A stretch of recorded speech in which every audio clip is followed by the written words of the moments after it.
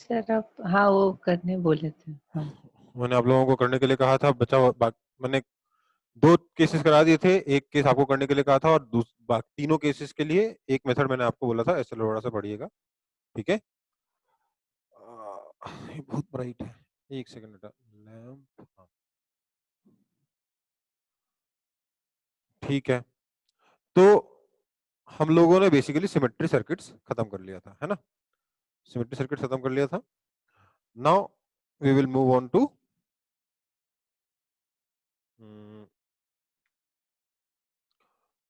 Grouping of cells, ठीक है, grouping of sales. वैसे उससे पहले एक और है इनफाइनाइट सर्किट। इतना ब्राइट क्यों रहा है ये?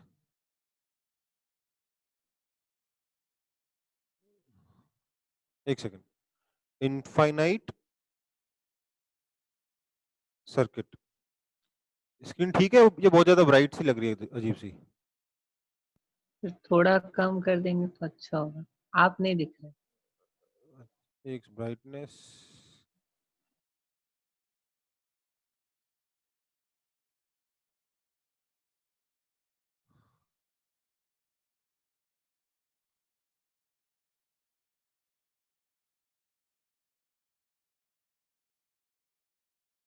ठीक है, अब ठीक है।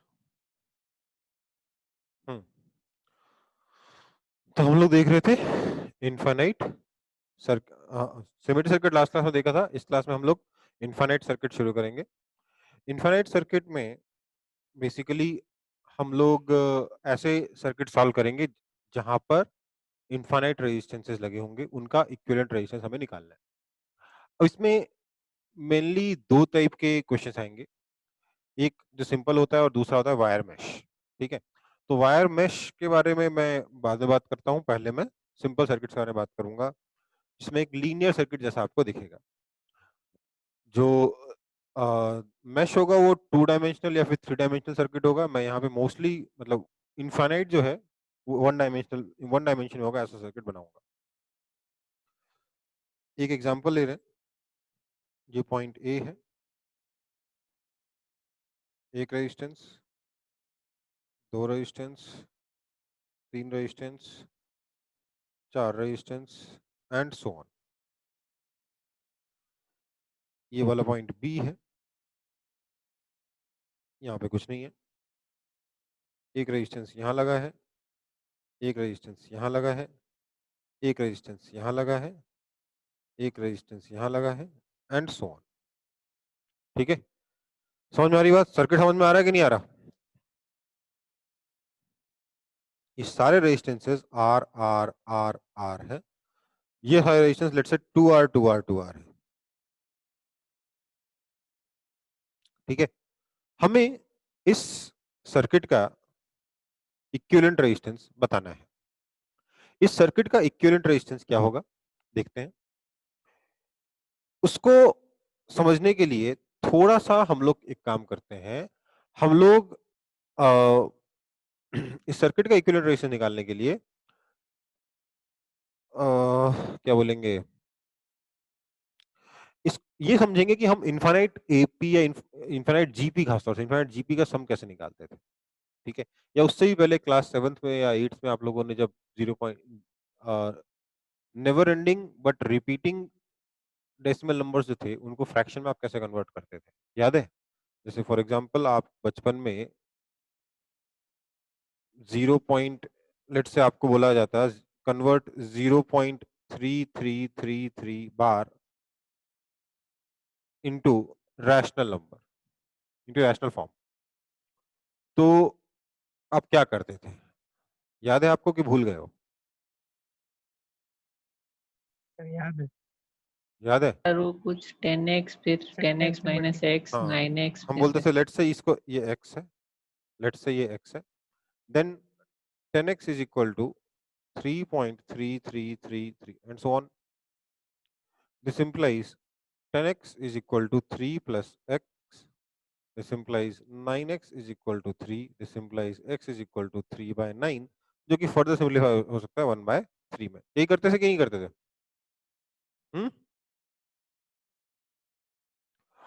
यही करते थे ना? ठीक। हाँ सर। तो अब हम क्या करेंगे, इसी टेक्निक को हम लोग यहां पर इस इनफाइनाइट सर्किट को सॉल्व करने के लिए यूज करेंगे। बेसिकली उसके सिमिलर टेक्निक, एग्जैक्टली वही टेक्निक नहीं बट सिमिलर टेक्निक। क्या करेंगे, हम लोग बोलेंगे कि लेट से पूरा रेजिस्टेंस जो है वो आर है, लेट से आर इक्विवेलेंट जो है वो एक्स है, लेट से, क्योंकि आर तो हम मान रखा है, लेट से आर इक्विवेलेंट एक्स है। तो अगर इस पूरे का एक्स है तो ये वाला पॉइंट सी और ये वाला पॉइंट डी, इसके बीच में भी एक्स ही आएगा कि नहीं आएगा? आएगा कि नहीं? हम्म, बता दो। इसको छुपा लो, आगे सेम सर्किट है कि नहीं है? हाँ हाँ सर। सर। है ना? हम्म, सी और डी के बीच का मतलब मैं इधर वाले रेजिस्टेंस, इधर वाले सर्किट को छोड़ के सिर्फ इसके आगे वाले सर्किट के बारे में बात कर रहा हूँ। इसके आगे वाले सर्किट का रेजिस्टेंस भी एक्स होगा, हाँ या ना? तो हाँ this sir. Circuit is same as, यहाँ पे पॉइंट ए, यहाँ पे पॉइंट बी, ये रेजिस्टेंस आर, ये रेजिस्टेंस 2R, और यहां पर लगा है सी और डी के बीच में एक्स, हाँ या ना? हाँ या ना? यस हाँ सर। सर।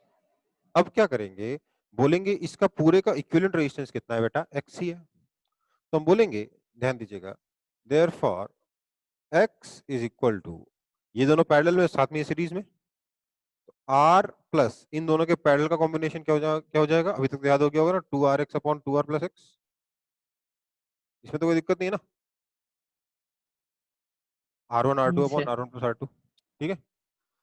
ओके, इस इक्वेशन को सॉल्व करेंगे, एक्स की वैल्यू निकालेंगे, आंसर आ जाएगा। क्या हो जाएगा? This implies x minus R into 2R plus x is equal to 2RX, यही हुआ ना? This implies 2RX minus 2R square, 2RX minus 2R square plus x square minus RX is equal to 2RX, 2RX cancel हो गया, क्या बचा? This implies x square minus RX minus 2R square is equal to 0। X में quadratic बनी है, this implies x is equal to minus B R plus minus root under B square R square minus 4AB, तो plus 4 या 4 नहीं 8R square upon 2A, that is equal to, ये हो जाएगा 9R square, तो 3 हो गया, R plus minus 3R by 2। देखिए माइनस तो आएगा नहीं क्योंकि रेजिस्टेंस कभी नेगेटिव नहीं हो सकता, तो this implies x is equal to R plus 3R by 2, that is simply 2R। ठीक है, कोई दिक्कत? नहीं सर। तो इसका इक्विवेलेंट रेजिस्टेंस क्या आ जाएगा? 2R आ जाएगा। तो ये क्वाड्रेटिक इक्वेशन सॉल्व करके आपको आंसर मिला इसका। बेसिकली हमने जो टेक्निक यहाँ लगाई थी, हम अपने सर्किट, हमने इसमें देखा कि कहाँ कैसे रिपीट हो रहा है। हमने एक्स में रिपीटेशन रिपीटेशन नहीं देखा, मैं 10x में रिपीटेशन देखा, तो हमने 10x is equal to 3 plus x लिखा, इक्वेशन बनाई, इक्वेशन को सॉल्व किया, आंसर निकाला। वैसे ही हम लोगों को यहाँ पे सर्किट में रिपीटेशन देखा, तो हम लोगों ने बोला this whole circuit is basically this circuit plus this whole circuit, है ना? सर्किट में टुकड़े देखे, फिर उसके बाद इक्वेशन बना के सॉल्व किया। तो टेक्निक काफी हद तक सिमिलर है। इनफाइनाइट चीजों का सम हम अक्सर ऐसे ही निकालते हैं, इनफाइनाइट सीरीज वगैरह का सम अक्सर हम लोग कुछ कुछ इसी तरीके की टेक्निक से निकालते हैं। ठीक है, एक बार कॉपी कर लीजिए।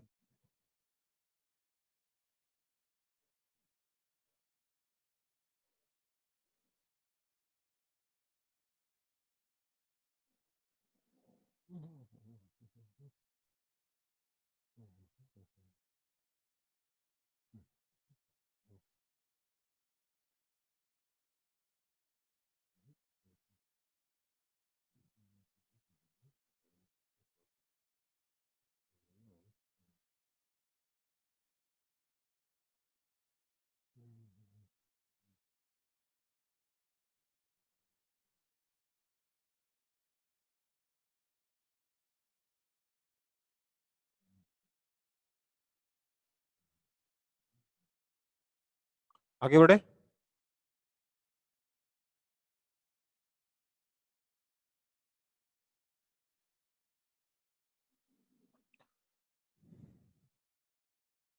कॉपी हो गया? ओके बेटा।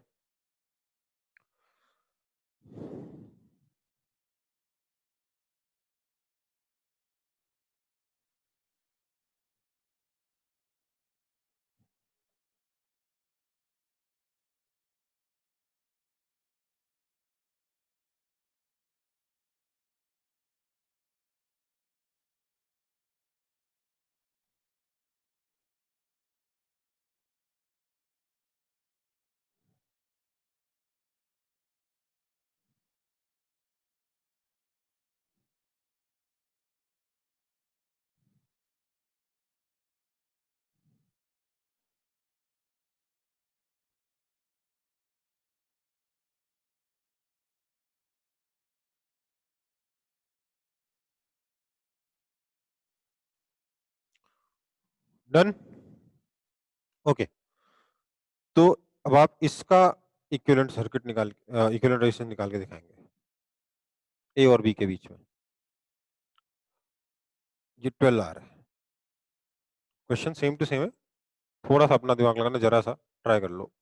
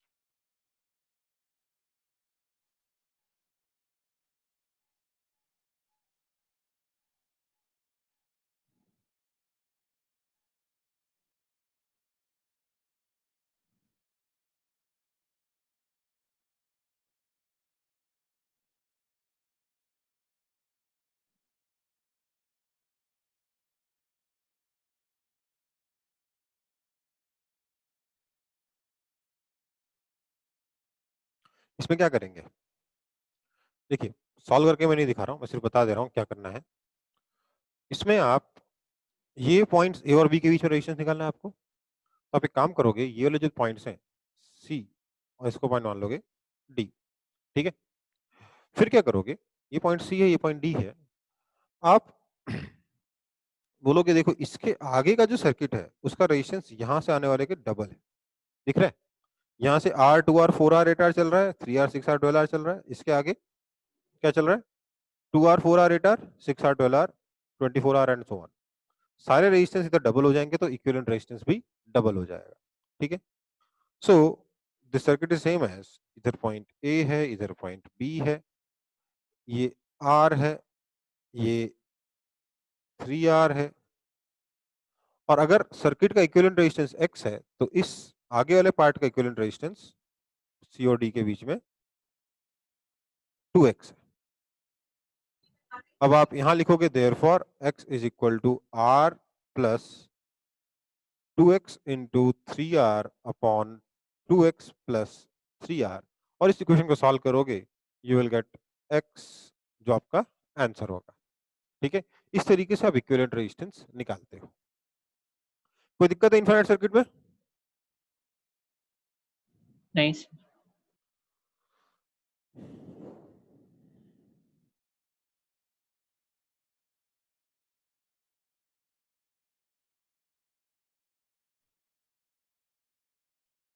ठीक है फिर। सर हाँ सर अगर बीच वाला जो 3R से 6R हो रहा है वो अगर कांस्टेंट रहता तब? क्या बेटा, तो फिर इस टेक्निक से फिर सॉल्व नहीं होता क्वेश्चन, ठीक है, फिर दूसरा अप्लाई करते हैं। कुछ और आता। सर फिर क्या करते हैं? फिर मेरे ख्याल से इतना इतना सिंपल नहीं होता, फिर काफी कॉम्प्लेक्स हो जाता। कोई ना कोई टेक्निक तो होगी, बट शायद आपके सिलेबस में नहीं है और मेरे को नहीं आती। और अगर ऐसा होता तो क्या कर सकते हैं? कोई पैटर्न है क्या?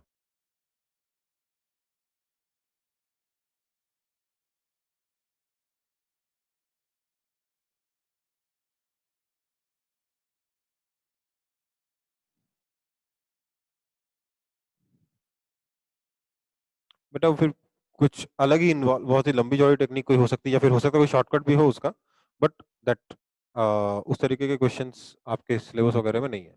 ठीक है, ओके सर। देखो सर्किट में आप जो भी क्लास 12 में भी सीखोगे वो भी पूरा नहीं है, इसके अलावा और भी बहुत कुछ बाकी है सर्किट। ठीक है, जो कॉलेज में आपको सिखाया जाता है सर्किट कैसे सॉल्व किया जाए। ठीक है।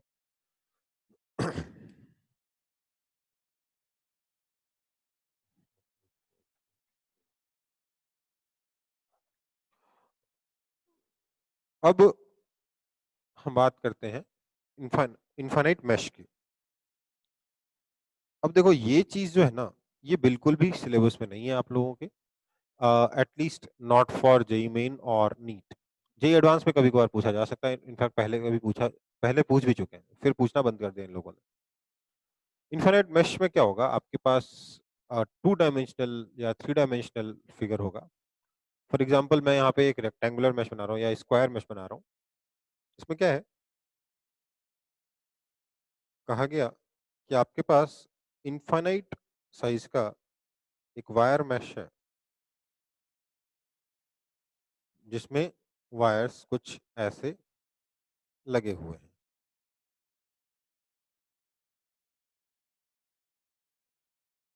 ऐसे हर एक इंडिविजुअल वायर का रेजिस्टेंस आर है, इसका रेजिस्टेंस भी आर है, इसका भी आर है, इसका भी आर है, एंड सो ऑन। सबका रेजिस्टेंस आर है और इनफाइनाइट है। दिस इज इनफाइनाइट मैश, मतलब बहुत ही बड़ा मैश है। आपको इस मैश में ये जो पॉइंट ए दिख रहा है और ये जो पॉइंट बी दिख रहा है, इन दोनों पॉइंट्स ए और बी के बीच में इक्विवेलेंट रेजिस्टेंस बताना है। Equivalent resistance between A and B, ये आपका क्वेश्चन है। ठीक है, अब देखो मैं आपको ये सीधे बता रहा हूँ उसका टेक्निक, क्योंकि मैं आई डोंट एक्सपेक्ट कि आप इसको खुद से कर पाओगे। क्या होगा ऐसे में, इस क्वेश्चन को सॉल्व करने का टेक्निक जो है ना एकदम डिफरेंट है, हमने अभी तक जो भी पढ़ा उससे एकदम डिफरेंट टेक्निक है। ठीक है, और देखो जैसे ये टेक्निक आपके 12th क्लास के सिलेबस में नहीं है, बट जे एडवांस एक आधा बार पूछ चुका था, मैं बता दे रहा हूँ। क्या होगा अगर आपको इसका इक्विवेलेंट रेजिस्टेंस निकालना है ए और बी के बीच में, तो इसको सॉल्व करने के लिए हम बैटरी जो कि कांस्टेंट पोटेंशियल डिफरेंस सोर्स है, उसकी बजाय एक कांस्टेंट करंट सोर्स को यूज करके इसका इक्विवेलेंट रेजिस्टेंस निकालेंगे। हम यहाँ पे बैटरी कनेक्ट नहीं करेंगे, हम यहाँ पे एक कांस्टेंट करंट सोर्स कनेक्ट करेंगे। कांस्टेंट करंट सोर्स प्रैक्टिकली जो होता है वो अलग है, मैं यहाँ पे थ्योरेटिकल बना रहा हूँ। थ्योरेटिकल मतलब बस कोई ऐसा डिवाइस है जहां से करंट जो है वो कांस्टेंट निकलता रहता है। प्रैक्टिकली ऐसा पॉसिबल है, उसमें क्या करते हैं, प्रैक्टिकली अगर आपको कांस्टेंट करंट सोर्स देखना है तो वो क्या होता है, एक बैटरी होगी ईएमएफ ई की, ये ईएमएफ बहुत बड़ा है, इसके साथ सीरीज में एक बहुत ज्यादा बड़ा रेजिस्टेंस लगा दिया आर। ठीक है, अब इसके बाद आप यहाँ पर कोई भी पैटर्न लगा दो, मतलब कोई भी आप एक काम करिए, कोई भी कॉम्बिनेशन ऑफ रेजिस्टेंस लगा दिए यहाँ पर इन दोनों पॉइंट्स के बीच में, जिसका equivalent resistance let say small R है, such that this capital R is very very greater than small R let say. तो ओवरऑल रेजिस्टेंस क्या होगा यहाँ पे, capital R plus small R which is almost equal to R. इसलिए इस battery से लगातार एक कांस्टेंट करंट आई निकलेगा that is approximately equal to E by R. तो इस तरीके से एक कांस्टेंट करंट सोर्स हम बना सकते हैं। ठीक है, तो हमने यहाँ पर एक कांस्टेंट करंट सोर्स यूज किया, मैं यहाँ पे एक आइडियल कांस्टेंट करंट सोर्स बता रहा हूँ, ये तो फिर भी अप्रोक्सीमेट है ना, मैं आपको यहाँ पे एक आइडियल करंट सोर्स लेने की बात कर रहा हूँ। मैंने क्या किया, एक आइडियल करंट सोर्स लिया, उसको मैंने ए से ऐसे जोड़ दिया और एक करंट लगातार आई यहाँ पर डालता रहता है। इस सोर्स से constant current I point A पर जाता रहता है लेट्स से। ठीक है, तो मुझे बताओ, अच्छा मैंने बी से भी कुछ भी कनेक्ट नहीं किया, मैंने अभी तक बी से कुछ भी कनेक्ट नहीं किया, ठीक है, मैंने सिर्फ एक सोर्स कनेक्ट किया ए से, ठीक। अब आप मुझे बताइए कि ऐसे में इस वायर से कितना करंट जाएगा, वायर ए बी से कितना करंट जाएगा। अगर यहाँ पे मैं कांस्टेंट करंट आई डालता रहूं और कुछ भी नहीं है, बस एक इनफाइनाइट मैश है, यहाँ पे मैंने कांस्टेंट करंट सोर्स लगा दिया आई, तो बताइए इस वायर ए बी में से कितना करंट जाएगा। Sir I/2। I/2 जाएगा, I/4 जाएगा बेटा, चारों तरफ जाएगा ना। कोई दिक्कत, चारों तरफ कितना जाएगा, I/4। ओके, फिर मैंने क्या किया, फिर मैंने एक दूसरा सोर्स लिया, कांस्टेंट करंट सोर्स, इसको हटा दिया, इसको हटा दिया थोड़ी देर के लिए, और दूसरा सोर्स लगाया बी पर, जो बी से करंट ड्रॉ कर रहा है कांस्टेंट करंट आई। तो अब आप मुझे बताइए, अगर ये वाला सोर्स नहीं है, सिर्फ ये वाला सोर्स है, तो ये सोर्स क्या करेगा, इधर से कितना करंट लेगा, कितना लेगा इधर से करंट, I/4 लेगा, इधर से I/4 लेगा, इधर से I/4 लेगा, ठीक है, कोई दिक्कत। नहीं सर। नहीं हम्म, कोई दिक्कत नहीं है। ओके, तो मुझे बताओ, अगर मैं दोनों सोर्स लगा दूं एक साथ, तो यहां से कितना करंट जाएगा, I/2 जाएगा। मतलब मैंने एक डिवाइस लगा दिया जिससे करंट आई इधर से आ रहा है और आई इधर से जा रहा है, ठीक है। तो यहाँ पर कितना टोटल करंट आ जाएगा, इसकी वजह से I/4, इसकी वजह से I/4, टोटल कितना हो जाएगा, I/2। कोई दिक्कत, नहीं सर। इसमें भी सुपरपोजिशन काम करता है, ठीक है, इसमें भी सुपरपोजिशन काम करता है, बता देता हूँ। सुपरपोजिशन ऑफ बैटरी मैंने अभी बताया नहीं, बट इसमें भी सुपरपोजिशन काम करता है, ठीक। तो यहाँ से अभी यहाँ से टोटल करंट गया I/2। तो मुझे बताओ, ए और बी के बीच में पोटेंशियल डिफरेंस कितना हुआ, पोटेंशियल डिफरेंस V कितना हो जाएगा, I/2 इंटू R, हाँ या ना, हाँ सर। हो जाएगा। तो मैंने क्या किया है बेसिकली, अगर देखा जाए तो मैंने यहाँ पर एक एक्सटर्नल सोर्स लगाया है, जो मैंने दो करंट बनाए थे, इधर से आई जा रहा है, इधर से आई जा रहा है, ये पॉइंट ए और बी के बीच में, लेट्स से मैंने कोई कुछ भी सोर्स लगाया था, जिसका पोटेंशियल डिफरेंस हमने निकाला कितना, V। जो पोटेंशियल डिफरेंस यहाँ होगा वही पोटेंशियल डिफरेंस यहाँ होगा ना, हाँ या ना। हम्म, क्या हो गया, ये वाला पॉइंट ए है, ये वाला पॉइंट बी है, पॉइंट ए और बी के बीच में पोटेंशियल डिफरेंस वही होगा ना जहां से आप अप्लाई करोगे। हाँ जब सर। आपने पोटेंशियल डिफरेंस V अप्लाई किया, आपका करंट यहां से आई जा रहा है, इसमें I/2 जा रहा है, बाकी करंट इधर उधर डिस्ट्रीब्यूट होकर आ रहा है, बट यहां से कितना जा रहा है, आई आ रहा है, आपके सोर्स से कितना करंट आ रहा है, आई आ रहा है, आई जा रहा है, राइट। तो बैटरी के थ्रू इफेक्टिव करंट कितना है, आई है, और यहाँ पे पोटेंशियल डिफरेंस कितना लग रहा है, I/2 इंटू आर लग रहा है। तो अब V होता कितना है, I इंटू आर इक्विवेलेंट, है ना। अगर मैं इस इक्वेशन 1 और इस इक्वेशन 2 को कंपेयर करूं तो मुझे क्या मिलेगा, therefore R equivalent is equal to R/2। समझ में आया कि नहीं आया, ये आपका आंसर है। समझ में आया या नहीं आया। हाँ सर। क्या किया हम लोगों ने करंट यूज करते हुए पोटेंशियल डिफरेंस निकाला और फिर बोला potential difference equal to I equivalent into R होना चाहिए, ठीक है। उल्टा काम किया, हमेशा क्या करते थे, पोटेंशियल डिफरेंस यूज करते हुए करंट निकालते थे, फिर बोलते थे potential difference equal to I equivalent into R. अब हमने करंट यूज करते हुए पोटेंशियल डिफरेंस निकाला और हमने बोला R equivalent is equal to potential difference upon current, ठीक है बेटा। Yes sir. चलो फिर, तो इस तरीके से हम इनफाइनाइट मैश को सॉल्व कर सकते हैं। अब जैसे यहाँ पे स्क्वायर था, उसकी जगह क्या बनाया जा सकता है, आपको हेक्सागोनल बनाया जा सकता है, आपको बना के दिया जा सकता है ट्रायंगुलर मैश, ठीक है। मतलब ये जो इंडिविजुअल सेल्स हैं वो ट्रायंगल बन जाएंगे उसमें, ठीक है, ये सब पॉसिबल है। उस तरीके के मैश आपको सॉल्व करने को मिल सकते हैं। सबको सॉल्व करने की टेक्निक यही है, इनफाइनाइट मैश को सॉल्व करने की टेक्निक यही है। ठीक है, फटाफट कॉपी कर लो या प्रिंट स्क्रीन ले लो, आगे बढ़ते हैं।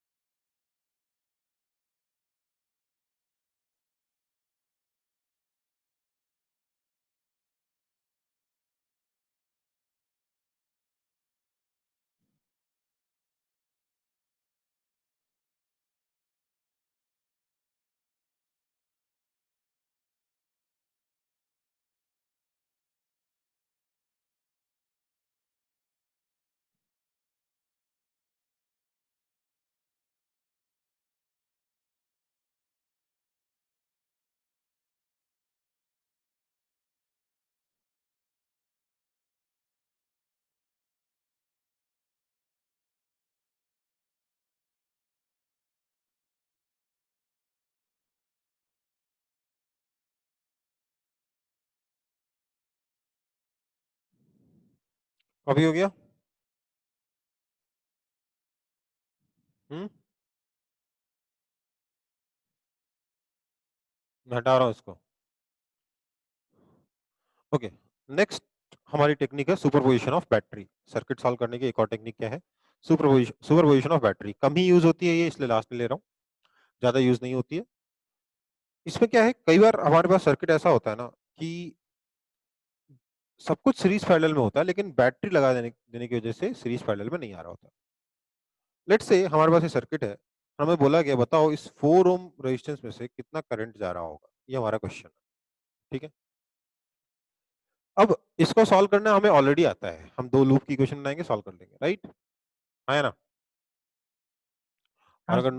नोड वाले हाँ तरीके से सर। एक ही क्वेश्चन सॉल्व हो जाएगा। यहाँ का 0, यहाँ का 18, यहाँ का 13, यहाँ का x मान लो, x की नोड की इक्वेशन लिख दो, क्वेश्चन सॉल्व हो जाएगा, राइट?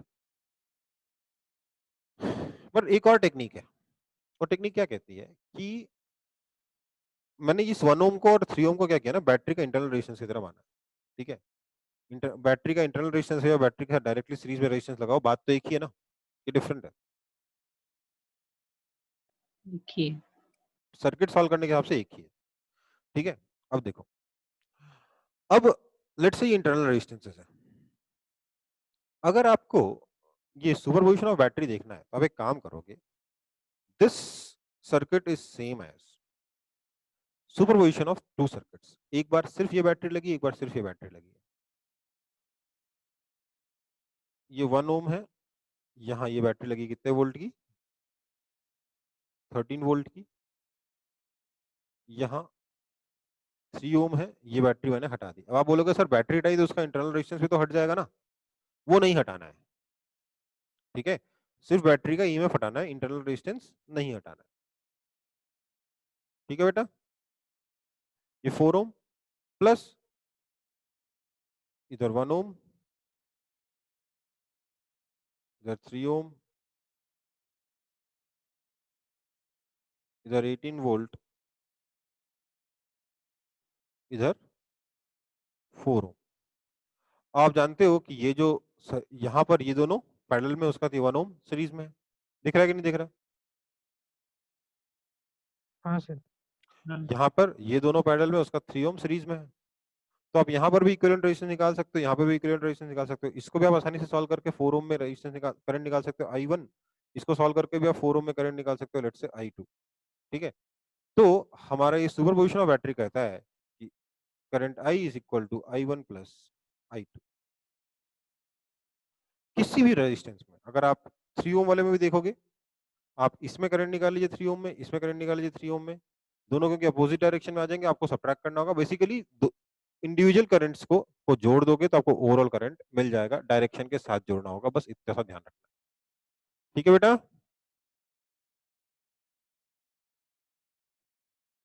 Yes sir. मतलब ये भी एक टेक्निक यूज हो सकती है, कभी कभार आसान पड़ती है, कुछ केसेस में इस ऐसे डेटा सेट किया जाता है कि एक टेक्निक एकदम ओवरऑल हो जाती है। ठीक है, बट वो क्वेश्चंस अगर आप किरचॉफ लॉ वाले मेथड से सॉल्व करोगे तब भी बहुत ज्यादा टाइम नहीं लगता, इसलिए बहुत ज्यादा यूजफुल टेक्निक नहीं है, बट हाँ पता होनी चाहिए, इस पे डायरेक्ट क्वेश्चन बन सकता है। ठीक है, चलो फिर सर्किट सॉल्व करने वाले सारे टेक्निक्स हमारी ऑलमोस्ट खत्म हो गए हैं। ठीक है, अब एक आधे क्वेश्चंस तो नए और निराले बन ही सकते हैं, बट ओवरऑल हमने सब कुछ खत्म कर लिया। मैंने आपको अच्छा सर्किट में अर्थिंग वाला पार्ट सिखाया था क्या? हाँ सर, सिखा दी। सिखाया था ना, ठीक है। हम्म। चलो फिर, अब सर्किट में मेरे ख्याल से आपको ऐसा कुछ भी नहीं है जो नहीं पता है, इसलिए आपसे सर्किट्स के क्वेश्चन सॉल्व हो जाने चाहिए। शॉर्टिंग वगैरह बता दिया था मैंने। हाँ सर। ओके, तो अब हम लोग करेंगे ग्रुपिंग ऑफ सेल्स। क्या करेंगे? ग्रुपिंग ऑफ सेल्स या बैटरीज। अगर एक बार में एक से ज्यादा सेल लगे हमारे सर्किट में और सिर्फ सेल्स लगे हैं, उनके कॉम्बिनेशन का इक्विवेलेंट बैटरी क्या होगा ये देखेंगे। हमने इक्विवेलेंट रेजिस्टेंस देख लिया, अब हम इक्विवेलेंट बैटरी देखेंगे, लेकिन इक्विवेलेंट बैटरी हम लोग सिर्फ सीरीज और पैरेलल के लिए ही देखेंगे। तो सबसे पहला है सीरीज। मान लेते हैं कि हमारे पास कुछ इस तरीके से बैटरीज लगी हैं।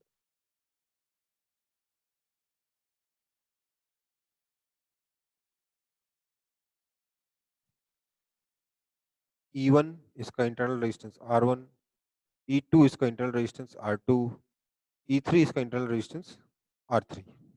ठीक है, हमें इसका इक्विवेलेंट ईएमएफ और इक्विवेलेंट इंटरनल रेजिस्टेंस बताना है। तो बहुत ही आसान सा है, क्या करोगे? मान लेंगे इसमें से करंट जा रहा है आई, ये पॉइंट ए है, ये पॉइंट बी है, करंट यहां से जा रहा है आई, तो सब बैटरीज में से आई करंट जाता हुआ बी तक पहुंच जाएगा, हाँ या ना? हाँ या ना? हाँ सर। तो मैं अगर ए से लेकर बी तक का पोटेंशियल लिखूं, पोटेंशियल डिफरेंस लिखूं, कैसे लिखूंगा? वी ए, पोटेंशियल एट ए, आगे बढ़ते हैं, प्लस E1, है ना, और आगे बढ़ते हैं, minus I R1 plus E2 minus I R2 plus E3 minus I R3 is equal to VB। कोई दिक्कत है? नहीं सर।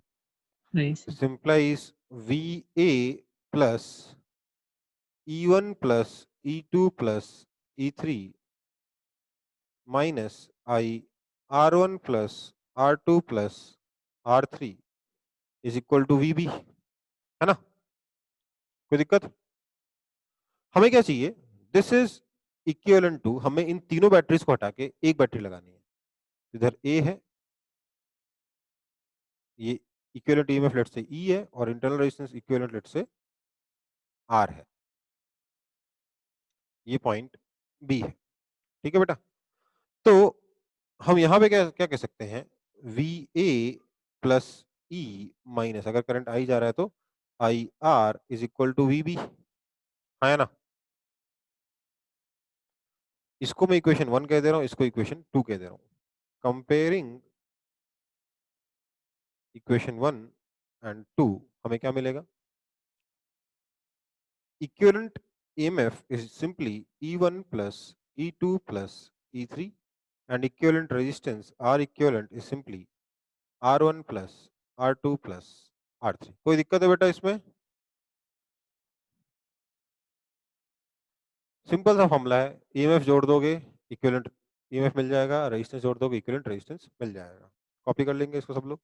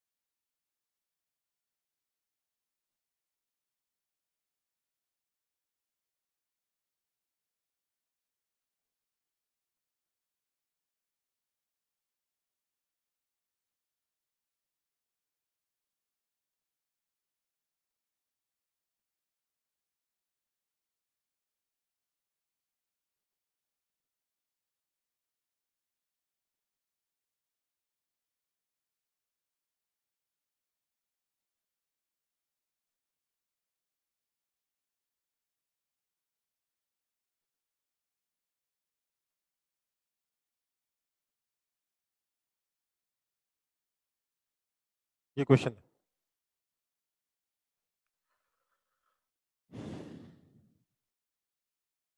ये क्वेश्चन ट्राई करेंगे सब लोग।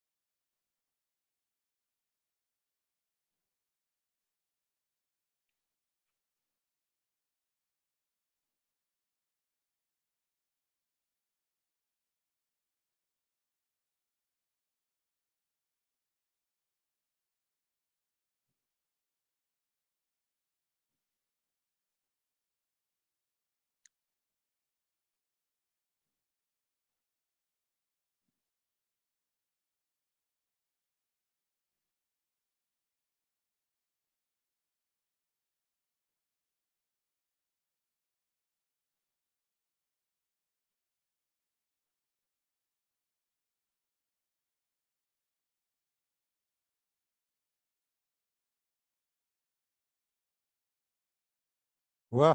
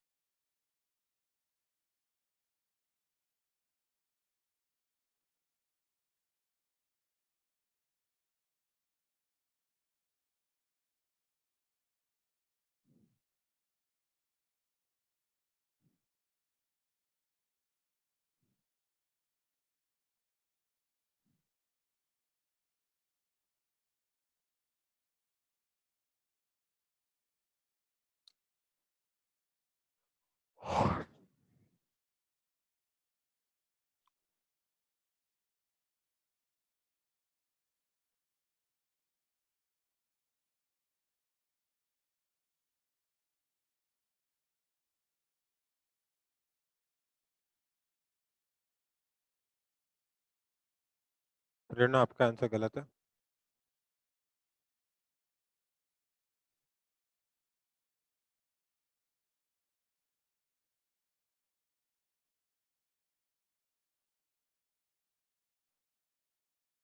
हाँ निकेत, कुछ बोलना चाहते हो?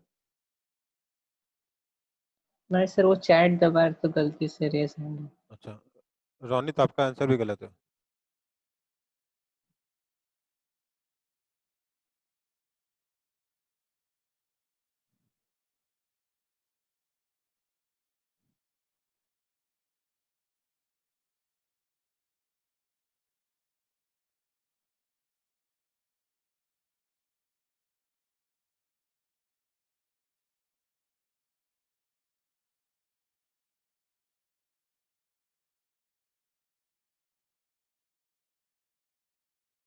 नहीं हुआ?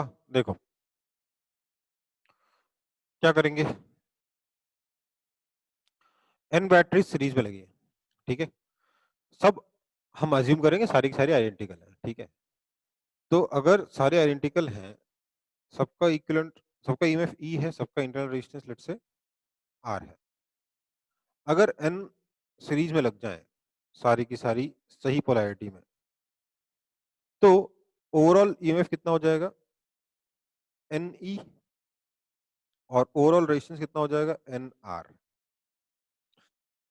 करेक्शन हमने बाद में किया था, करेक्शन करने के बाद हमें मिला था कितना, 360 वोल्ट मिला था। तो हम क्लियरली कह सकते हैं कि N E is equal to 360 volt. कोई दिक्कत? हम्म, कोई दिक्कत इसमें बेटा? नहीं नो सर। सर। नहीं सर। ओके, अब देखो, जब हम लोगों ने दो बैटरीज को उल्टा लगा रखा था, तो ईएमएफ कितना हो जाएगा, एन माइनस टू ई होगा कि नहीं होगा? हाँ या ना? दो बैटरीज उल्टी लगी थी ना, तो क्या हो जाएगा, एन माइनस टू ई। -2 है फिर। मतलब सर वो दो बैटरी, मतलब वो रेजिस्टेंस नहीं थी। हाँ, एन रेजिस्टेंस कहाँ है यार, ईएमएफ के बारे में बात कर रहा हूँ। हाँ वही ये में। N minus two E minus two ई, समझ में आया? पहले तो सी, मान लो आपके पास 20 बैटरीज थी, तो 20 में से 18 बैटरी सीधी लगी हैं, तो 18 ही तो ऐसे ही हो गया, और दो उल्टी भी तो लगी, उनका सब्ट्रैक्ट भी तो होगा। समझ में आई बात?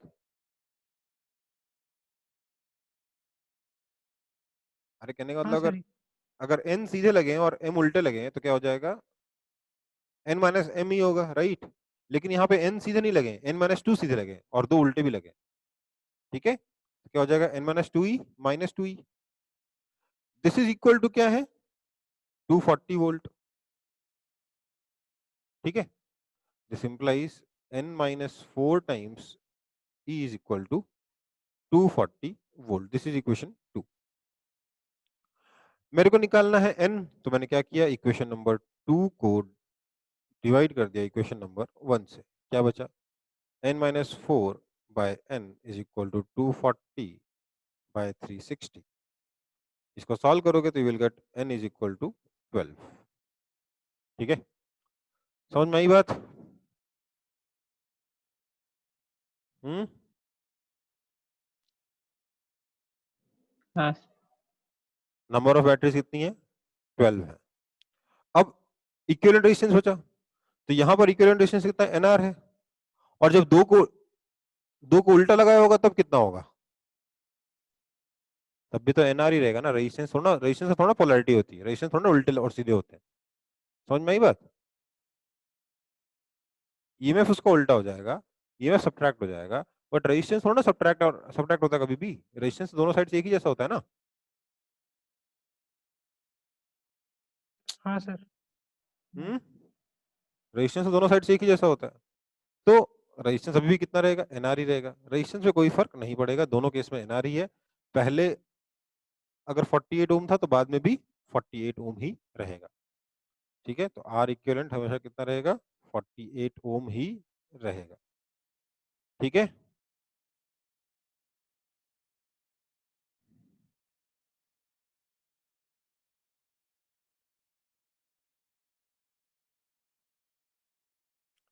कोई दिक्कत इसमें?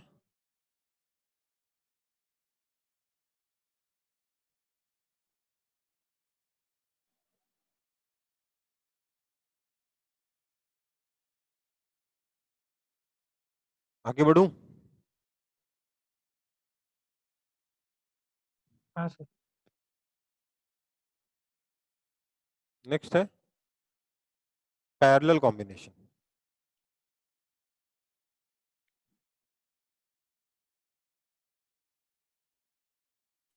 Parallel combination. पैरेलल कॉम्बिनेशन में क्या होगा, इसमें हम लोग एक एक करके अलग अलग सिचुएशन समझते हैं। मैं पहले सिर्फ आइडियल बैटरीज को जोड़ दे रहा हूं पैरेलल में। लेट्स से मेरे पास दो आइडियल बैटरीज हैं एक जैसी, इसका ईएमएफ भी ई है, इसका ईएमएफ भी ई है। तो आप मुझे बता सकते हो इस कॉम्बिनेशन ऑफ बैटरी का इक्विवेलेंट ईएमएफ कितना होगा?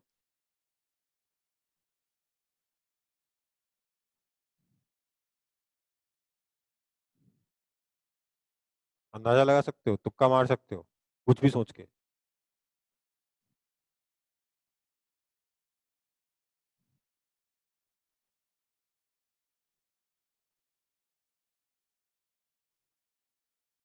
सर ई। इसका इक्विवेलेंट ईएमएफ कितना रहेगा? ई ही रहेगा। क्यों? क्योंकि बेसिकली अगर आप देखोगे ऊपर वाले रास्ते से जाओ चाहे नीचे वाले रास्ते से जाओ, पॉइंट ए और पॉइंट बी के बीच में पोटेंशियल डिफरेंस कितना है? ई है ना दोनों। हाँ है ना, पोटेंशियल डिफरेंस तो ई ही है, ई है ना। तो आपका बेसिकली ईएमएफ ई ही है। आप यहाँ 2 की जगह 10 बैटरीज लगा दीजिए ऐसी की ऐसी इस पैरेलल में, इक्विवेलेंट ईएमएफ कितना रहेगा? ई ही रहेगा, इक्विवेलेंट ईएमएफ चेंज नहीं होगा। कोई दिक्कत है इसमें? अब इस पे सर मेरे से डाउट पूछते हैं बच्चे, सर अगर मैं 2 बैटरीज लगा दूं ऐसे, इधर 10 वोल्ट की बैटरी है, इधर 5 वोल्ट की बैटरी है, ठीक है, तो सर अब इसका इक्विवेलेंट ईएमएफ क्या हो जाएगा?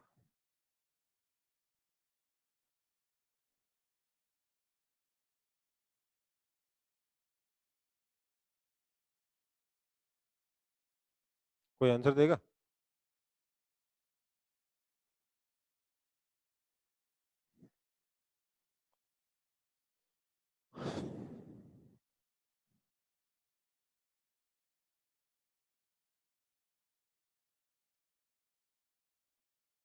Answer is can't be determined. क्यों? देखो असली में अगर मैं यहां पर देखूं तो ऊपर से जाने पे 10 वोल्ट का पोटेंशियल डिफरेंस आ रहा है, नीचे जाने पे 5 वोल्ट का पोटेंशियल डिफरेंस आ रहा है। और अगर मैं यहाँ लूप बना दूं तो किरचॉफ्स लूप लॉ सेटिस्फाई नहीं हो रहा। मतलब कुछ तो झोल हो रहा है ना यहाँ पे, कि नहीं हो रहा है? कुछ तो झोल हो रहा है। वो झोल क्या है? झोल ये है कि आपने बैटरी को आइडियल मान लिया है। असली में दुनिया में कोई आइडियल बैटरी होती नहीं है।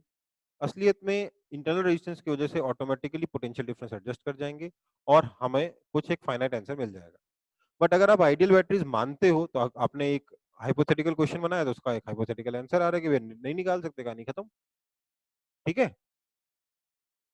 प्रैक्टिकली क्या होगा, इन दोनों बैटरीज में से में झगड़ा होगा, कोई एक बैटरी जीत जाएगी, एक बैटरी शायद जल जाएगी। वैसा होता नहीं है, इक्विवेलेंट रेजिस्टेंस कुछ और ही आ जाता है। वो कहानी वो थोड़ी देर में देख लेंगे क्या आएगा। बट आइडियल बैटरीज को आप ऐसे कनेक्ट करोगे तो बहुत बड़ा क्वेश्चन उठ जाता है कि आप आइडियल बैटरी लाए कहां से। ठीक है, समझ में आई बात? ओके, सो अब हम देखते हैं कि प्रैक्टिकल बैटरीज के साथ क्या होगा। सीधे फॉर्मूला देखेंगे, उसके बाद में डेरिवेशन वगैरह देख लेंगे।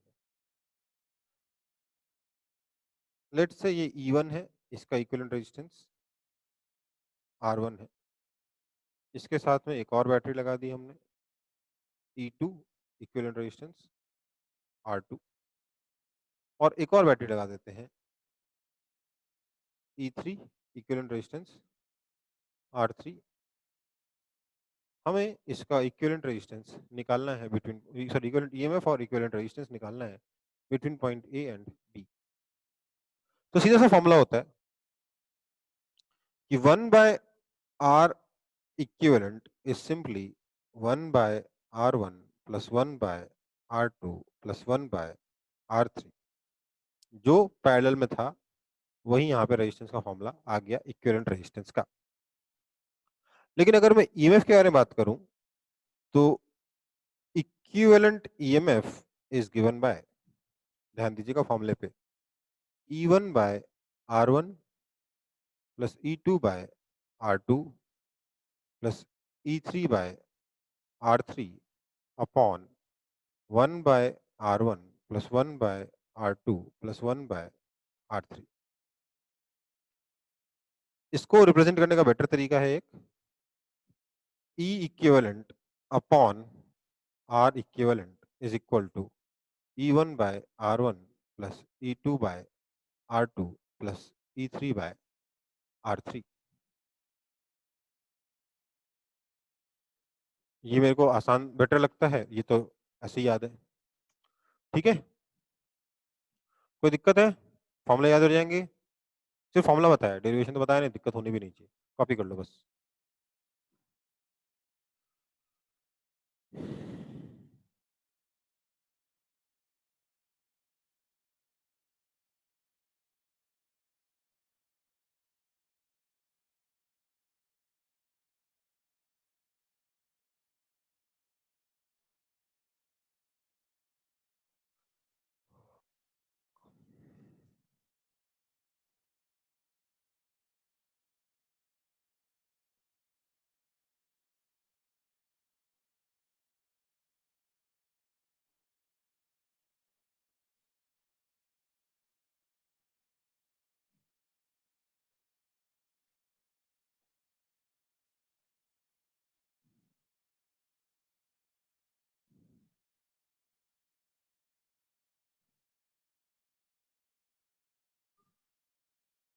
कॉपी हुआ?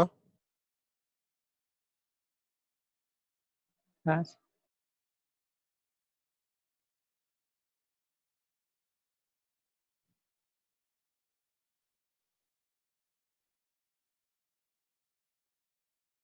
ओके, देखो इसका डेरिवेशन मैं करवा नहीं रहा हूँ, मैंने बोल दिया गलती से करवा रहा हूँ। मैं इसका डेरिवेशन नहीं करवा रहा हूँ, आप लोग बुक से इसका डेरिवेशन खुद से देख कर आओगे। ठीक है बेटा, आसान सही है, बहुत डिफिकल्ट नहीं है, बुक से डेरिवेशन खुद से देख के आओगे। अब देखो इस पे क्वेश्चन कैसे बन सकता है। एक बार जैसे नीट में आया था, बेसिकली कुछ किया नहीं था उसने, नॉर्मल क्वेश्चन है, बहुत ही स्टैंडर्ड क्वेश्चन है, उसको उसने थोड़ा सा एक ट्विस्ट दे दिया था। ट्विस्ट क्या दिया था, उसके पीछे एक कहानी बना दी थी, क्वेश्चन वही था। उसने बोला एक जो इलेक्ट्रिक फिश होती है उसके अंदर बहुत सारे सेल्स होते हैं जो सीरीज में लगे होते हैं, और वैसे सीरीज के कॉम्बिनेशन पैरेलल में लगे होते हैं। ठीक है, तो उसका इक्विवेलेंट रेजिस्टेंस कितना होगा? कहने का मतलब उसने बोला जो मछली है उसके अंदर खूब सारे सेल्स हैं,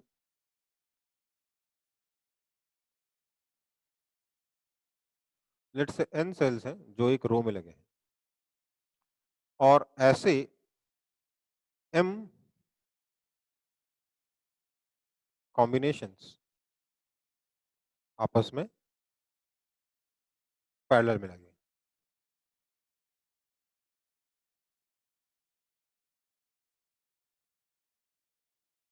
ठीक है, सब सारी की सारी बैटरीज का ईएमएफ ई है, इंटरनल रेजिस्टेंस आर है, ईएमएफ ई है, इंटरनल रेजिस्टेंस आर है, ईएमएफ ई है, इंटरनल रेजिस्टेंस आर है, ईएमएफ ई है, इंटरनल रेजिस्टेंस आर है, एंड सो ऑन, सारे के सारे सेल्स का। आपको बताना है कि इसका ओवरऑल इक्विवेलेंट ईएमएफ और इक्विवेलेंट रेजिस्टेंस क्या होगा। ठीक है,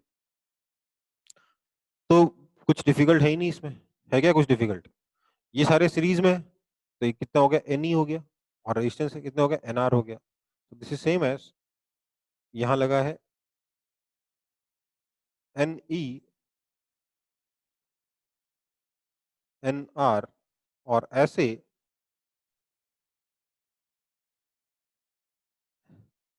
एम रोज बने हुए हैं। हमें इसका इक्विवेलेंट रेजिस्टेंस निकालना है। ठीक है, तो मैं क्या बोलूंगा कि 1 बाय आर इक्विवेलेंट तो सिंपली क्या हो जाएगा, 1 by n R plus 1 by n R plus 1 by n R, कितनी बार, m times, this implies one sorry R या 1/R इक्विवेलेंट, तो 1/R equivalent is equal to m by nr, या R equivalent is equal to nr by m, और R equivalent is equal to nr by m।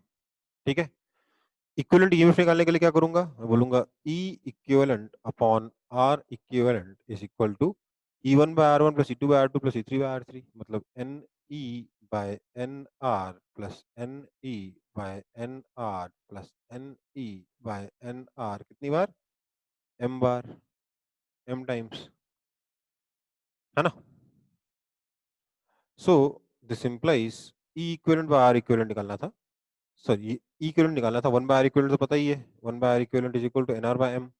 So E times NR by M is equal to, ये जो सारा N cancel हो गया देखिए, M times E by R, ये E equivalent है। This implies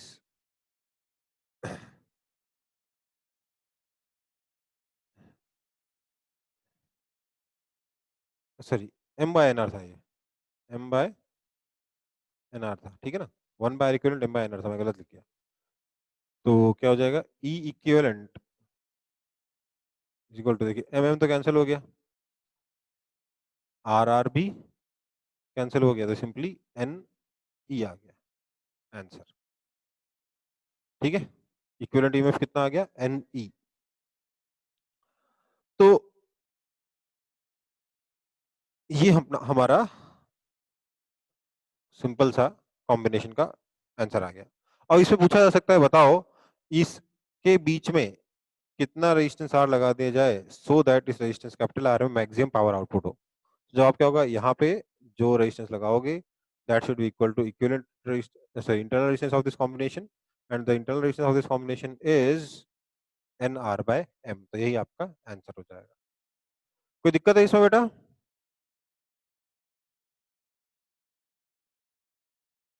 वो क्वेश्चन कराया था ना कि नहीं सर। एक्सटर्नल रेजिस्टेंस की वैल्यू कितनी हो so that power output maximum हो, तो क्या जवाब था, external resistance should be equal to internal resistance, और इंटरनल रेजिस्टेंस कितना आया, NR बाय M। तो वो क्वेश्चन भी इसमें बन सकता है डायरेक्टली। ठीक है, कॉपी कर लो फटाफट।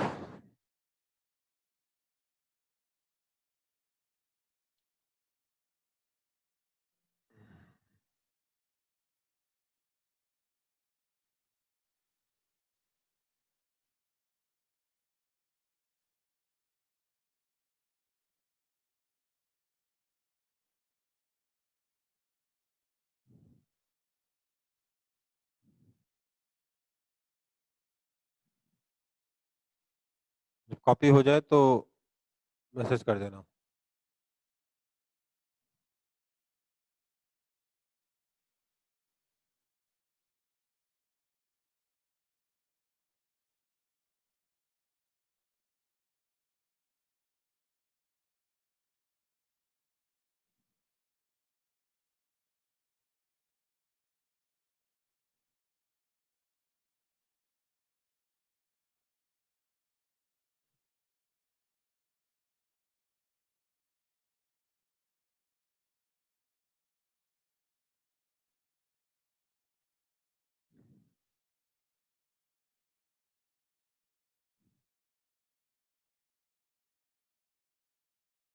ओके, तो गैल्वेनोमीटर देखते हैं फिर। अब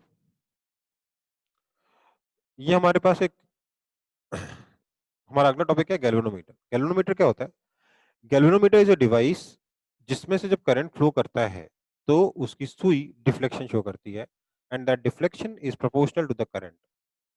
it is used to determine presence of current. Measure नहीं होता, मेजर नहीं करते इसका यूज करके, बट प्रेजेंस सेंस करते हैं करंट का, और करंट का डायरेक्शन भी सेंस कर सकते हैं। बेसिकली करंट अगर लेफ्ट से राइट जाएगा तो एक पर्टिकुलर डायरेक्शन में डिफ्लेक्शन होगा, राइट से लेफ्ट जाएगा तो दूसरे डायरेक्शन में डिफ्लेक्शन होगा।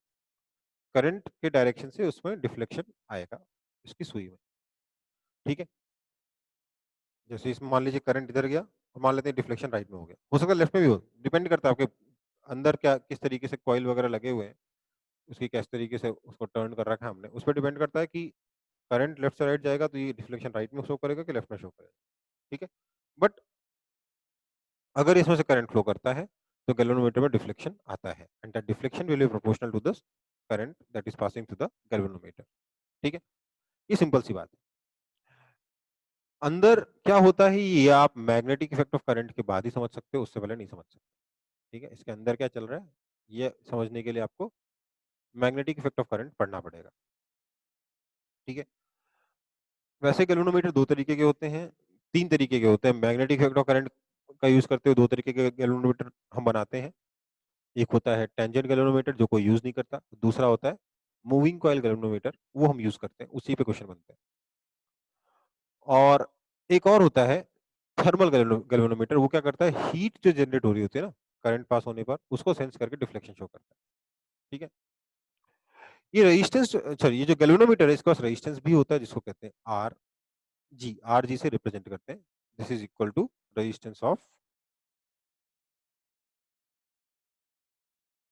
galvanometer. There is one more thing called current sensitivity of galvanometer. Current sensitivity CS is equal to deflection per unit current. ठीक है, जब इसमें से करंट पास होगा तो डिफ्लेक्ट करेगी सुई, तो deflection per unit current is called current sensitivity of galvanometer. ठीक है, इसके अलावा अब समझो बात को, ये जो डिफ्लेक्शन बाय करंट है इसमें एक चीज ध्यान दीजिएगा, डिफ्लेक्शन डिफ्लेक्शन मेजर करने की यूनिट कुछ भी हो सकती है, जरूरी नहीं डिग्री हो, जरूरी नहीं रेडियन हो सकता है मार्किंग हो, 2 मार्किंग्स या 1 मार्किंग पर एम्पियर। समझ में आई बात? हर एक एम्पियर पे एक मार्क से ये डिफ्लेक्ट हो जाता है, दूसरे एम्पियर पे एक और मार्क से डिफ्लेक्ट हो जाएगा, तीसरे एम्पियर पे एक और मार्क से डिफ्लेक्ट हो जाएगा। ठीक है, दोस्तों क्या बोलेंगे, इसकी करंट सेंसिटिविटी को आप 1 मार्किंग पर एम्पियर भी की तरफ से भी मार्क कर सकते हो। तीसरी चीज जो होती है इसके पास वो होती है करंट रेंज।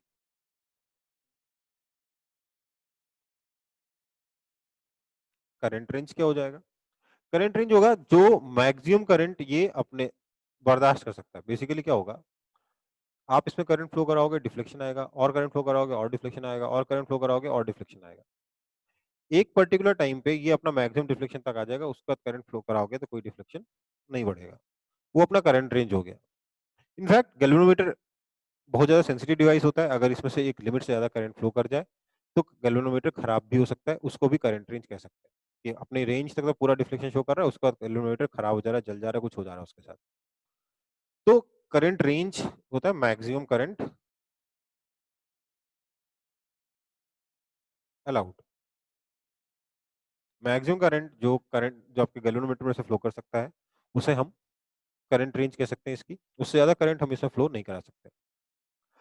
अब अगर करंट का रेंज है तो पोटेंशियल डिफरेंस का भी रेंज होगा, resistance of galvanometer into current range, है ना, है ना। मैक्सिमम करंट से इसका रेजिस्टेंस मल्टीप्लाई कर दोगे तो मैक्सिमम पोटेंशियल डिफरेंस जो आप इसके अक्रॉस अप्लाई कर सकते हो वो आ जाएगा। एक लिमिट से ज्यादा हम पोटेंशियल डिफरेंस अगर अप्लाई करेंगे गैल्वेनोमीटर पे तो उसके खराब होने के अच्छे खासे चांसेस होते हैं। ठीक है, नेक्स्ट इज वोल्टेज सेंसिटिविटी या वोल्टेज रेंज कहते हैं, पोटेंशियल डिफरेंस रेंज नहीं कहते हैं, वोल्टेज रेंज कहते हैं, वोल्टेज रेंज कहते हैं। Next is voltage sensitivity. Voltage sensitivity क्या हो जाएगा, deflection per unit potential difference applied across the galvanometer.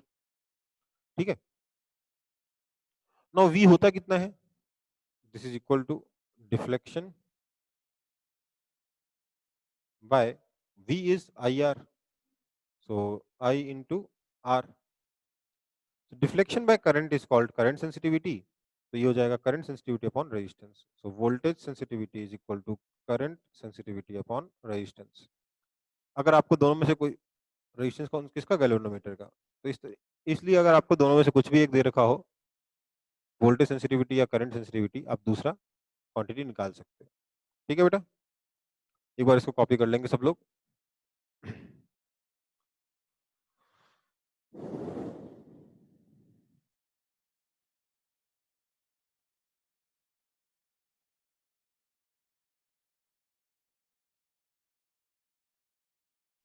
जब हो जाएगा तो मुझे मैसेज कर देंगे।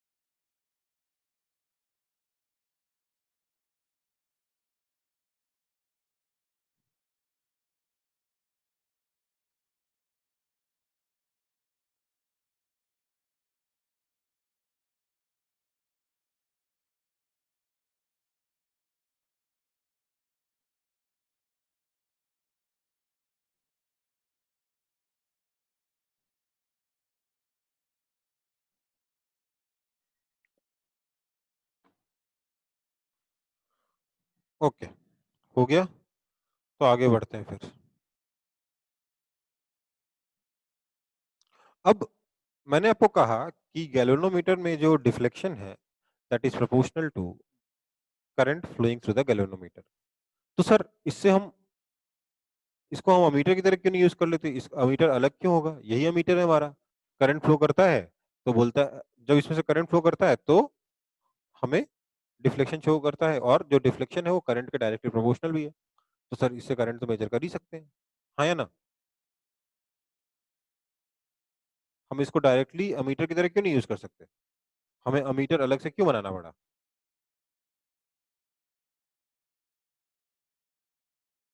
ये क्वेश्चन तो आना चाहिए ना आपके दिमाग में।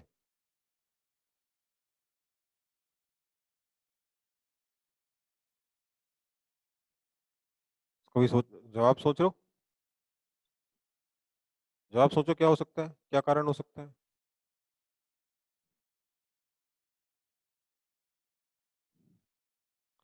जवाब ये है कि इसके पास रेजिस्टेंस है, और क्योंकि इसके पास रेजिस्टेंस है, हमारे सर्किट में अगर हम इसे लगा देंगे, सर्किट का रेजिस्टेंस चेंज हो जाएगा, करंट जिसको मेजर करना चाहते हो करंट ही चेंज हो जाएगा। समझ में आई बात? जिस करंट को हम मेजर करना चाहते हैं वो वही करंट ही में अगर हम चेंज करते हैं तो क्या फायदा है ऐसे डिवाइस का? इसके पास रेजिस्टेंस है, ये प्रॉब्लम है। दूसरी प्रॉब्लम क्या है, ज्यादा करंट फ्लो कर जाएगा, ये हमारा डिवाइस ही जल जाएगा, है ना? तो क्या यस करें? सर। तो क्या करें? हम एक काम करते हैं, हम किसी तरीके से इसका रेजिस्टेंस डिक्रीज करने की कोशिश करते हैं, और अगर हम इसका रेजिस्टेंस डिक्रीज करने में सक्सेसफुल हो गए तो हम उसको अमीटर बोल सकते हैं। तो अमीटर क्या होता है? बेसिकली अमीटर जो है वो गैल्वेनोमीटर से ही बनता है। अमीटर हमेशा गैल्वेनोमीटर से ही बनता है, बस हम लोग कुछ जुगाड़ लगा के उसका रेजिस्टेंस डिक्रीज कर देते हैं। कैसे करते हैं? गैल्वेनोमीटर के अंदर कोई छेड़छाड़ नहीं करते, जो छेड़छाड़ करेंगे बाहर करेंगे। समझिए बात को। अमीटर क्या करता है? It measures current. अब सोचिए, आपको इस रेजिस्टेंस आर में से जाता हुआ करंट मेजर करना है। ये पॉइंट ए और पॉइंट बी के बीच में रेजिस्टेंस आर कनेक्टेड था, आपको इस रेजिस्टेंस आर में से जाता हुआ करंट मेजर करना है। तो आपको अगर अमीटर लगाना होगा तो यहाँ लगाना होगा ना बीच में, जिससे कि सारा का सारा करंट अमीटर में से भी जाए, हाँ या ना? जो भी करंट रेजिस्टेंस आर में से जा रहा है वो करंट अमीटर में से जाएगा, तब तो आपका अमीटर बता पाएगा हाँ इतना करंट गया। तो अमीटर को हमें हमेशा ऐसे लगाना होगा, इसलिए ammeter is always connected in series. सबसे पहला पॉइंट क्या है? Ammeter is always connected in series.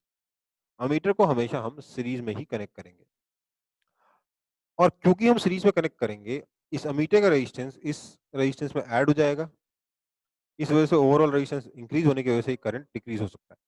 इसलिए हम चाहते हैं कि इस अमीटर का करंट रेजिस्टेंस कम से कम हो, या जीरो हो तो बहुत ही बढ़िया। अब जीरो तो किसी चीज का रेजिस्टेंस होता नहीं है, तो हम कम से कम रेजिस्टेंस इस अमीटर की करने की कोशिश करेंगे। ठीक है? तो अमीटर हमें बनाना है गैल्वेनोमीटर से और गैल्वेनोमीटर का इफेक्टिव रेजिस्टेंस हमें कम करना है। तो हम क्या करते हैं, बेसिकली ये जो पॉइंट ए था जिससे आपने ये रेजिस्टेंस कैपिटल आर लगा रखा था, इसका आपने जो अमीटर लगा रखा था वो अमीटर की जगह हम लोग क्या करते हैं, ये पॉइंट बी है, अमीटर की जगह हम लोग लगाते तो हैं गैल्वेनोमीटर ही, पर इसका रेजिस्टेंस हम लोग कम कर देते हैं by attaching a shunt to it. इसका रेजिस्टेंस आर गैल्वेनोमीटर है जो कि फाइनाइट है, इसका रेजिस्टेंस आर शंट है, और हम क्या करते हैं, इस शंट का रेजिस्टेंस बहुत ही छोटा कर देते हैं। R shunt is very very very less than R galvanometer. Shunt का जो रेजिस्टेंस है वो गैल्वेनोमीटर के मुकाबले बहुत छोटा है, इनफैक्ट इस आर के मुकाबले भी बहुत छोटा है। इस शंट का रेजिस्टेंस बहुत छोटा रखने की वजह से क्या होगा, अगर यहां से करंट आई जाएगा, यहां से करंट आई जाएगा, तो करंट बोलेगा यार इधर रेजिस्टेंस कम है, इधर रेजिस्टेंस ज्यादा है, इसलिए ज्यादातर करंट यहां से चला जाएगा, थोड़ा वाला बहुत करंट ही इधर से जाएगा। इधर से जाने वाले करंट को हम बोलते हैं आई जी, तो इधर से जाने वाला करंट कितना हो जाएगा, आई माइनस आई जी। ठीक है, कोई दिक्कत है? नहीं हम्म। अब ज्यादातर करंट क्योंकि शंट से निकल गया जहां पे रेजिस्टेंस बिल्कुल मिनिमम था, इसलिए यहाँ पे कोई खास पोटेंशियल डिफरेंस नहीं आया, इसका इफेक्टिव रेजिस्टेंस जो है पैरेलल में होने की वजह से छोटा हो गया, और हमारा इस करंट आई पे कोई खास इफेक्ट नहीं आया, ये हमारा गैल्वेनोमीटर बन गया। दूसरी चीज समझिए, क्योंकि ज्यादातर करंट यहां से निकल गया, गैल्वेनोमीटर में से करंट गया कम, इसलिए अब गैल्वेनोमीटर खराब जल्दी नहीं होगा। ठीक है, तो गैल्वेनोमीटर में से कम करंट गया, गैल्वेनोमीटर सेंसिटिव तो होता ही है, उसको डिफ्लेक्शन शो कर देगा, and that deflection must be proportional to this current I. ये हमें इंश्योर करना है कि यहाँ पे जो डिफ्लेक्शन आएगा वो इस आई के डायरेक्टली प्रोपोर्शनल हो, नहीं तो इस पूरी एक्सरसाइज का कोई मतलब नहीं रहेगा। तो उसके लिए मैं काम करता हूँ, इस लूप में इक्वेशन लिखता हूँ। क्या लिखूंगा, या बोलता हूँ इसके across potential difference equal to इसके अक्रॉस पोटेंशियल डिफरेंस, तो मैं लिख सकता हूँ कि I minus I g into R shunt is equal to I g into R g. This implies हम लिख सकते हैं कि I into R shunt is equal to I g into R g plus R s. This implies आपका जो galvanometer में से जो करंट जा रहा है that is R s upon R g plus R s into I. ठीक है, समझ में आई बात? सो क्लियरली ये जो करंट है, ये गैल्वेनोमीटर में से जो करंट है वो इस रेजिस्टेंस के करंट के डायरेक्टली प्रोपोर्शनल है, और इसलिए जब इसमें जो डिफ्लेक्शन होगा गैल्वेनोमीटर में वो आईजी के प्रोपोर्शनल होगा, और आईजी इस आई के प्रोपोर्शनल है, इसलिए गैल्वेनोमीटर का डिफ्लेक्शन इस करंट आई के प्रोपोर्शनल हो जाएगा। दैट मींस इस अमीटर में जो डिफ्लेक्शन आएगा इस करंट आई के प्रोपोर्शनल हो जाएगा, and this ammeter can be used to measure this current I. कोई दिक्कत किसी को?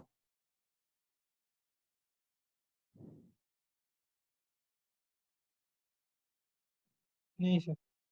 हम्म, कोई दिक्कत नहीं है? नहीं सर। तो इसको कॉपी कर लीजिए फिर।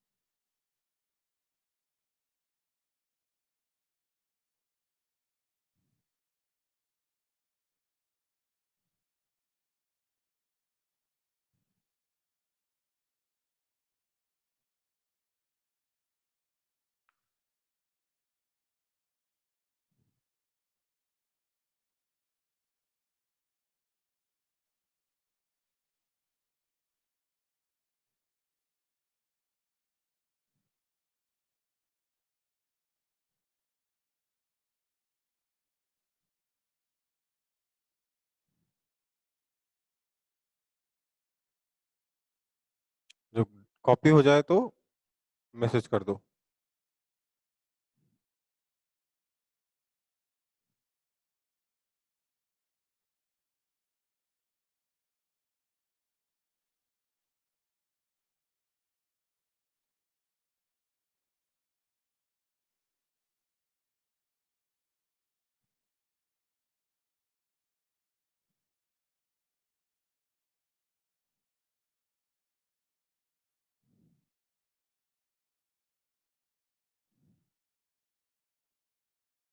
Okay,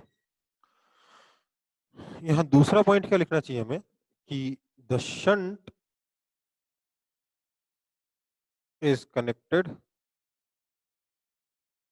in parallel. Ammeter series में लगता है लेकिन उसका शंट पैरेलल में लगता है। ठीक है,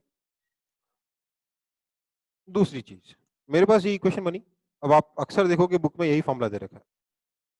फॉर्मूला सही है, यही फॉर्मूला यूज करना भी चाहिए, बट क्वेश्चंस के अकॉर्डिंग अगर आप देखोगे, क्वेश्चन सॉल्व करने के हिसाब से देखोगे और स्पीड को ज्यादा बढ़ाने की कोशिश करना चाहोगे तो फॉर्मूले का फॉर्म बदल देना हमारे लिए फायदेमंद रहेगा। मैं यहां से बोल रहा हूं कि this implies 1 plus R ji by R S is equal to I by I g, है ना? समझ में आ रहा है? ये आई जी नीचे लेके गया, इसको एलएचएस में ले आया। ठीक है,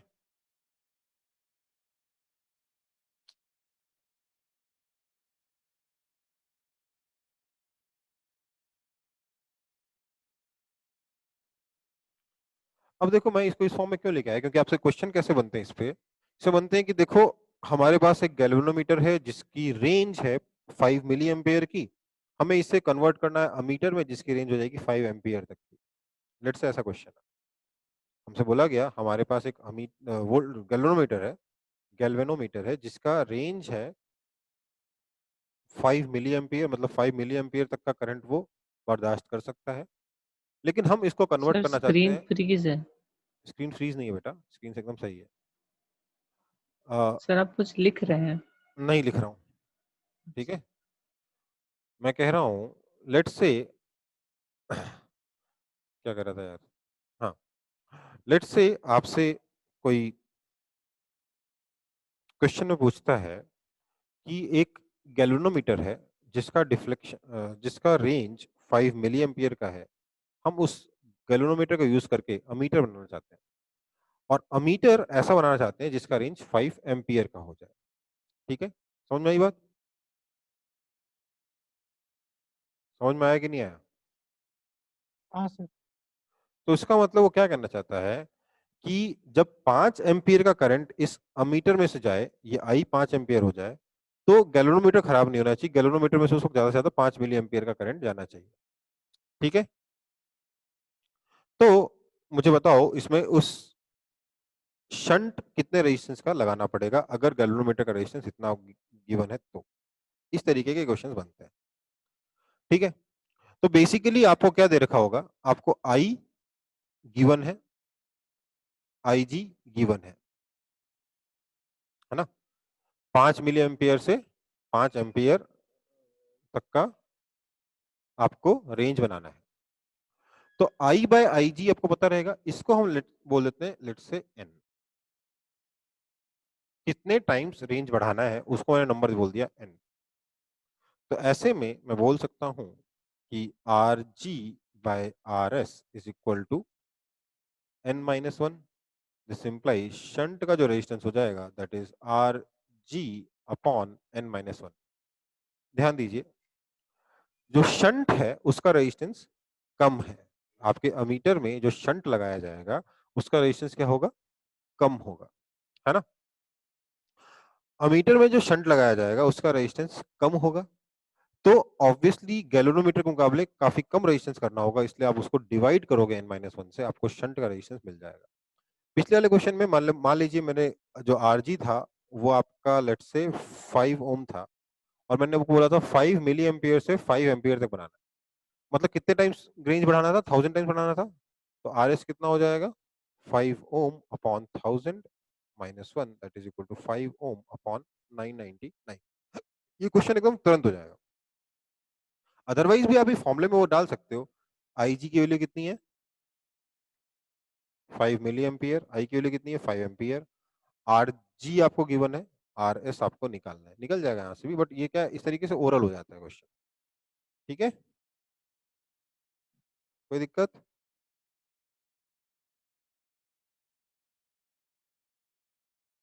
कोई दिक्कत? नहीं नो सर। बस इसको कॉपी कर लेंगे सब लोग।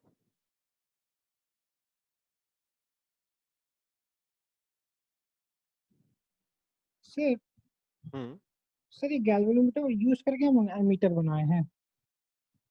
यही तो कह रहा हूँ, ये अमीटर इसकी जगह यहाँ ये बनाया गया है बस। गैल्वेनोमीटर से ही अमीटर बनता है हमेशा। सबसे पहले तो यही कह रहे थे ना कि अमीटर हाँ में सर, हाँ के सर। अंदर क्या होता है, गैल्वेनोमीटर प्लस उसके साथ में एक shunt, that's it. Okay sir.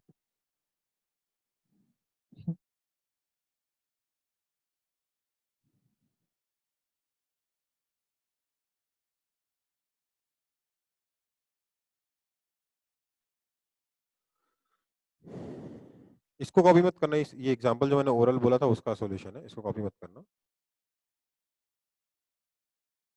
हो गया कॉपी, छोटा सा था, 3 लाइन तो थी। ओके, तो अब देखते हैं current sensitivity of ammeter. Current sensitivity of ammeter, ध्यान दीजिएगा। आपका जो करंट सेंसिटिविटी ऑफ अमीटर होगा, that is simply, current sensitivity की डेफिनेशन क्या है, deflection per unit current, deflection by current in ammeter, है ना।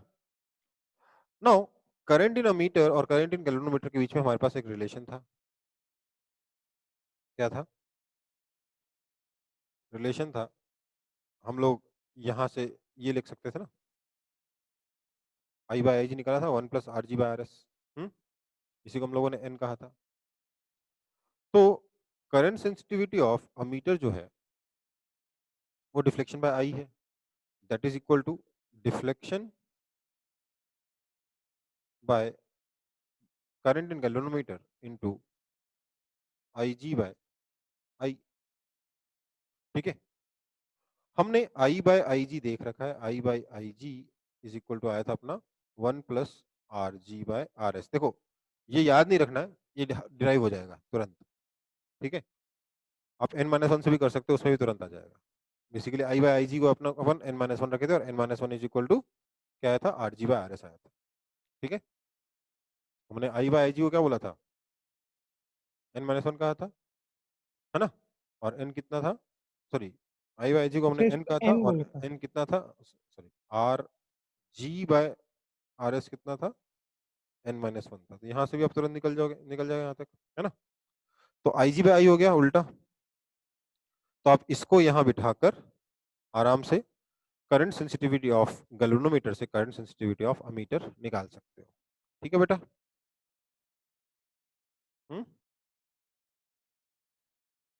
That yes is sir. Equal to, that is equal to current sensitivity of galvanometer upon 1 plus R ji by R S. ठीक है बेटा।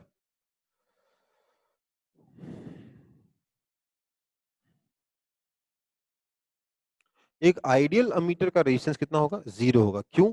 हमारे ammeter के connect करने से circuit का करंट चेंज नहीं होना चाहिए, सर्किट का रेजिस्टेंस चेंज नहीं होना चाहिए।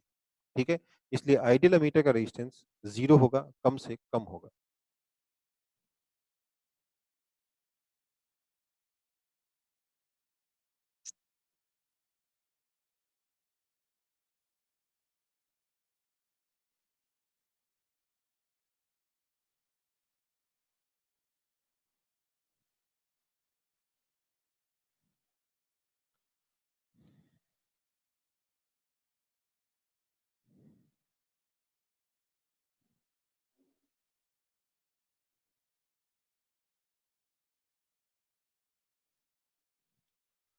मतलब क्या हुआ, हम लोगों ने जब गैल्वेनोमीटर को शंट किया तो क्या हुआ, उसका समझो जैसे हमने शंट किया, बहुत सारा करंट तो शंट में से निकल गया, तो आपके गैल्वेनोमीटर में से करंट कम हो गया, तो इफेक्टिवली डिफ्लेक्शन कम हो गया, तो बेसिकली करंट सेंसिटिविटी डिक्रीज हो गई।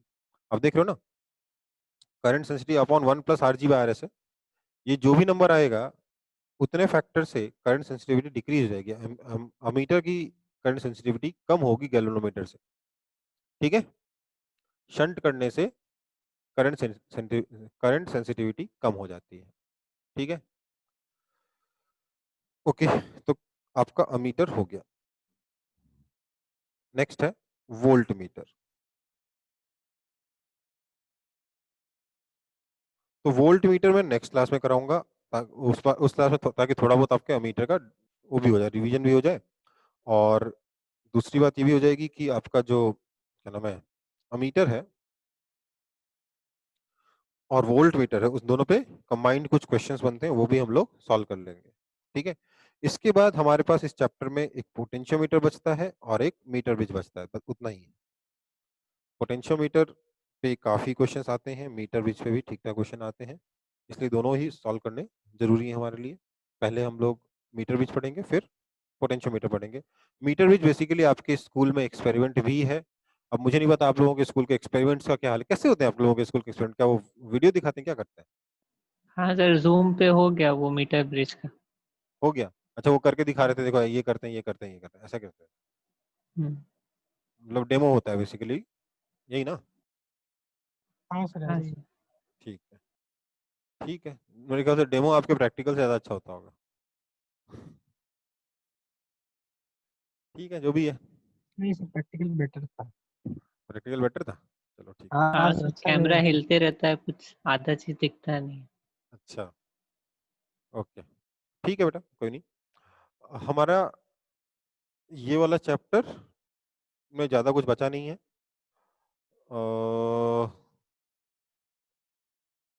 इसके बाद हम लोग कैपेसिटेंस शुरू करेंगे ना, ठीक है, कोई दिक्कत नहीं। चलो फिर अभी के लिए क्लास ओवर करते हैं। कॉपी कर लिया सबने?